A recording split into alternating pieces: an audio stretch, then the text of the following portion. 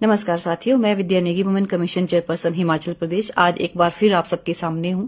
जैसा कि सर्वविदित है, आप सबको मालूम है कि सोलन में बृजेश्वर कश्यप, जो कि पूर्व सांसद वीरेंद्र कश्यप जी का बेटा है, उस पर एक महिला ने ये आरोप लगाया है कि उसने शादी का झांसा देकर उसका कई सालों से यौन शोषण किया है। मैं इस केस के संबंध में कल ही आप सबसे बात कर सकती थी, लेकिन हम कल दिन से इस मामले की तहकीकात में लगे हुए थे और पूरी ऑथेंटिक जानकारी लेने का प्रयास कर रहे थे, जिसमें हमें काफी समय लग गया। इसीलिए आज मैं आप सबके सामने हूं। हमने इसमें पूरा संज्ञान लिया है और जिसमें ये पता चला है कि लड़की का शोषण किया गया था और उसे शादी का वादा दिया गया था। और वो ये जो बृजेश्वर कश्यप है, ये पहले से ही शादीशुदा है और जो ये लड़की है, इसे मालूम नहीं था कि ये शादीशुदा है।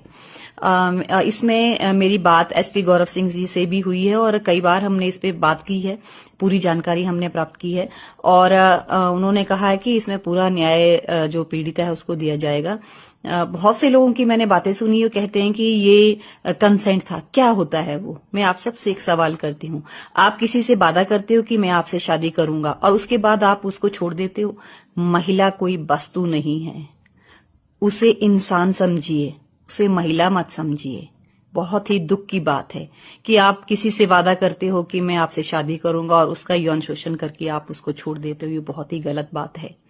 अभी ये मामला आगे बढ़ रहा है और इस पे पूरी इन्वेस्टिगेशन की जा रही है और जो महिला है उसके मजिस्ट्रेट के सामने बयान भी हो चुके हैं और हमने एसपी गौरव सिंह जी से भी पूरी रिपोर्ट हमें देने का उनसे गुजारिश की है कि हमें भी ये रिपोर्ट भेजी जाए और हमने ये भी कहा है कि पीड़िता के साथ पूरी तरह से न्याय किया जाए।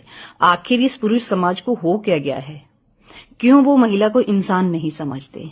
और इससे भी बड़ी बात है कि जो लोग हमें ये ज्ञान देते हैं कि महिलाएं इस तरह के एक कंसेंट होता है, म्यूचुअल अंडरस्टैंडिंग होती है, उसके बाद इसको इस तरह का यौन शोषण का मामला बनाकर सामने आती हैं।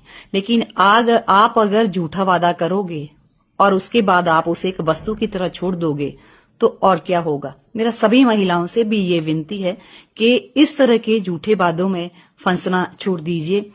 किसी भी इस तरह की चीज में मत आइए और जो इस तरह का आपको भरोसा देता है कि मैं आपसे शादी करूंगा, तो उनसे कहिए कि आप पहले हमसे शादी करें, क्योंकि बहुत ये पुरुष समाज जो हमेशा डोमिनेंट रहा है, हम हमेशा दोयम दर्जे पे रहे, इसीलिए हमें भी अवेयर होने की बहुत जरूरत है।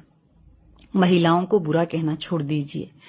मैं आपसे एक बार फिर कह रही हूं कि महिलाएं वस्तु नहीं। इसके साथ ही दूसरा एक मामला चंबा से आया है, जिसमें एक वीडियो के माध्यम से हमें पता चला कि महिला ने कहा कि उसकी बेटी के यूरिन में कुछ प्रॉब्लम थी और वो उनको हॉस्पिटल लेके गई। ये तीसा का मामला है, तो जिसमें डॉक्टर ने बहुत ही अभद्र भाषा के साथ बात कही है कि मैं किस तरह से उनकी बेटी का इलाज करूंगा। एक तो वो खुद ड्यूटी पे नहीं आए और दूसरा दवाई लिखाई। जब महिला ने ये कहा कि दवाई वो बिना बेटी को चेकअप करवाए नहीं देगी, तो उन्होंने बहुत ही अभद्र भाषा में कुछ कहा है, जिसे मैं आपसे नहीं कह सकती हूँ यहाँ पे।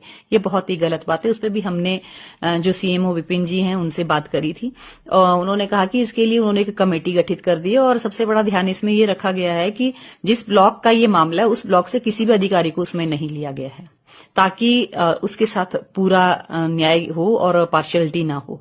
और साथ में 3 दिन में इस रिपोर्ट को दिए जाने की उन्होंने बात कही है। हमने भी उनसे कहा है कि इस रिपोर्ट को हमें भी दिया जाए और पूरी तरह से इस तरह की घटनाओं को रोकने के लिए इस पे हमें सख्त कार्रवाई करने की बहुत जरूरत है।